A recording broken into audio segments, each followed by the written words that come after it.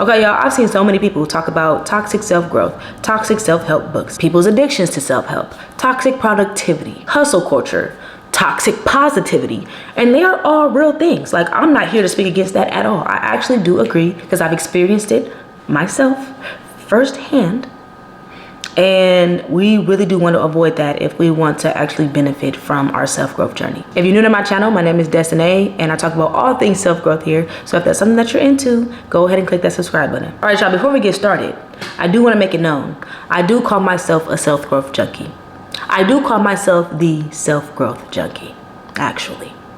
Yes, I do call myself that, but I don't mean it in a toxic way. I mean it in an over exaggeration of how important I feel like growth is if we want to live up to our full potential. So it is an exaggeration of a value that I do truly hold, but I don't want y'all to take it in a toxic way. There was a time where my self-growth was toxic. We're gonna get into that, and then how to avoid it, and how I've learned to come out of that toxic self-growth and have, a self-growth journey that is a little more healthy. So y'all, my toxic self-growth journey. Now, it didn't start off super toxic. It just ended up getting there. And I want to say my self-growth journey started when I was like super down and depressed. It was like after college. Things were not going how I expected them to go. I was having relationship issues. I was living at my granny house. I was working jobs that I didn't really want. Like, I was depressed. I was down in the dumps. And I picked up a book called Winning the War in Your Mind. I talk about this book all the time on my channel. So yeah, I will never stop talking about it. It's just the first book that I ever read that really helped me get through my depression and look at my mind in a very different way. That's how it started. That's how my self-growth journey started, with that book. And after that book, after I seen how powerful it was, and after I seen how it was able to change my mindset and just like change the way I was doing things, it made me feel good. It made me feel better. It was almost like, it was like getting hooked on a drug. It was like I read the book, it did something good to me, it made me feel good, and now I'm gonna go and chase that feeling. That's what I was doing. I was chasing that feeling. So I was just picking up book after book after book after book, all self-help. I don't even really care for fiction books at this point in my life. Like, I still mostly read self-help books, but I definitely, I read them for a purpose. It was more so like I would just read any self-help book I can get my hands on, and it will make me feel good. I will go to the next one. Yeah, it was toxic. It was like an addiction. It was like an addiction to self-help. It was giving me like a false sense of doing something, and it was keeping me from taking action because I just wanted to keep reading more books to get as much knowledge as I could before I actually decided to take action on something. So that's gonna be like tip number one to avoid your self-help or your self-growth journey from being toxic, is to not just consume all of this information and internalize all of this information without taking action and testing some of these things first and seeing what works for you and seeing what doesn't. You have to actually take action. My problem was that I was reading book after book after book after book, and I wasn't taking no action. I was just taking in all the information. And not only that, I was taking in the information, and then when I finally did decide to start taking action, I was taking the wrong action. Like, I was like cutting off people that I didn't need to cut off because I was getting so deep into like the self-love and the self-care and the put yourself first and prioritize yourself and cut people off, and some people got to go for you to get to the top. I was locked in. And I was doing a bit much. And that's gonna be what tip number 2 to avoiding a toxic self-growth journey, is to make sure that the actions that you're taking actually align with what you want and what you feel is right, because then you're gonna be backtracking on a bunch of stuff that you did when you was on that little self-help high that you had. I ended up like cutting off my best friend, and granted, I won't say it wasn't warranted, but after everything had happened, we had our distance and we came back together to talk about the situation. I realized that if I had just came to her and talked to her about the situation in the first place, there was actually no need to be putting all of that distance and all this, cutting this person off, cutting that person off. It actually wasn't necessary, because what I came to realize is that you should at least be trying to have conversations with people first in your outside world. before just cutting them off because it's something that you read in a book and something that a book is telling you that you need to do. Another tip is going to be not to internalize everything that's in a book. Because I will say that not everything that's in a book or not everything that an author tells you to do that worked for them will work for you. Like, I've read countless books on productivity, and I feel like today, I didn't start today, but I'm reading a productivity book now, and this is the best productivity book that I've ever read in my life. Because it's about tailoring your productivity and making it right for you. Whereas other productivity books that I've read have been telling me what worked for them and then telling me what I should do based on what worked for them, but we're completely different people. And then getting mad at myself when I'm not able to get the results or do the things that they were doing because it worked for them. Getting mad at myself, feeling bad about myself. It came to a point where certain self-help books were actually making me feel worse about myself because I wasn't able to uphold all of these actions and results that the authors were, because that's what worked for them. So that was just like a whole reverse effect that I didn't even realize until way later, when it was like I didn't read all of these productivity books and I'm still not productive. Like, what's wrong with me?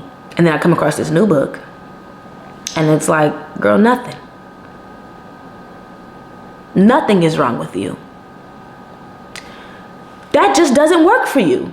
And that's okay. And that's going back to testing things out and making sure that they work for you before you go and then you even try to like implement it and apply it to your entire life. Because then when you feel at that thing, or when XYZ thing does not work for you, you're going to feel a way about it.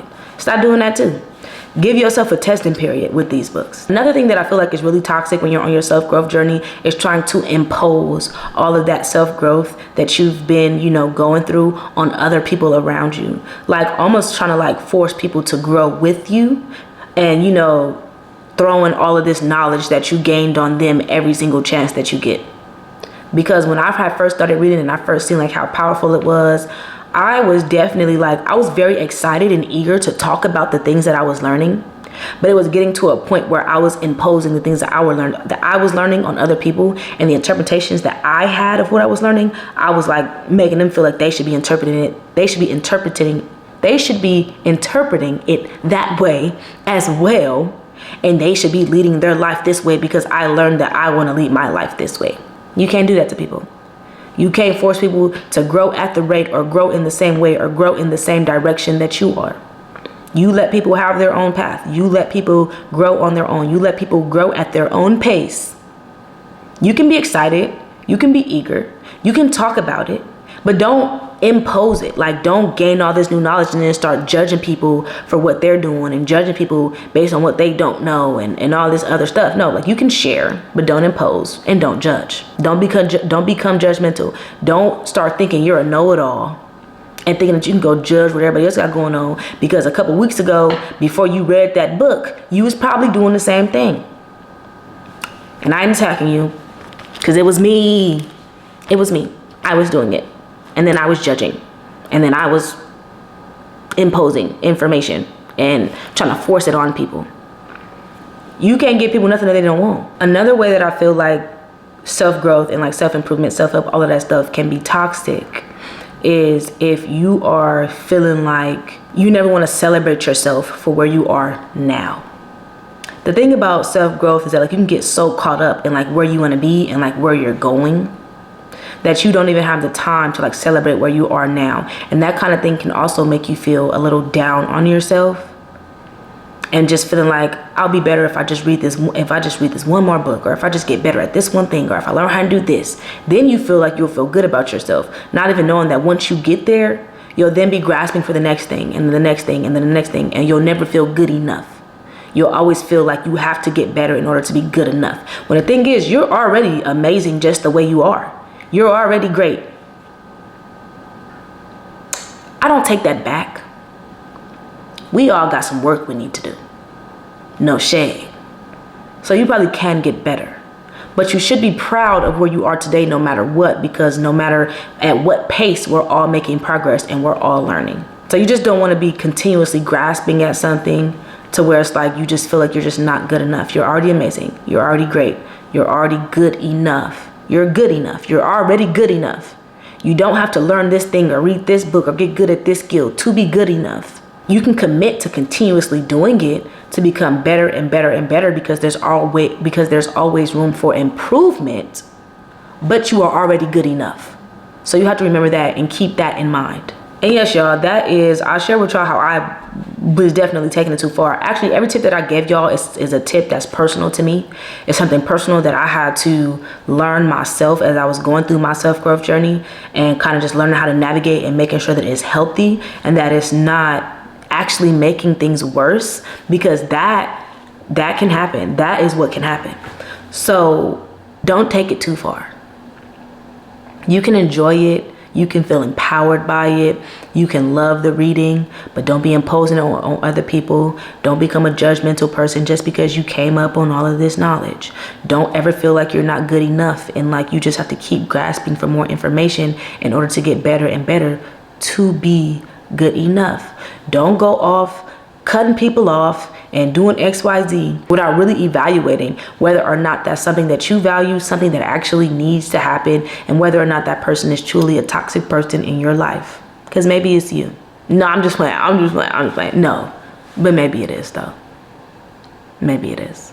No shade. Don't be internalizing everything that these authors put in these books, or that they say on these podcasts, or that they put in these videos.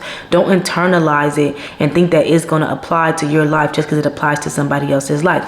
And don't go, trying all of these techniques and methods and tips and all of that kind of stuff. And then when it doesn't work out for you, you get down on yourself about it.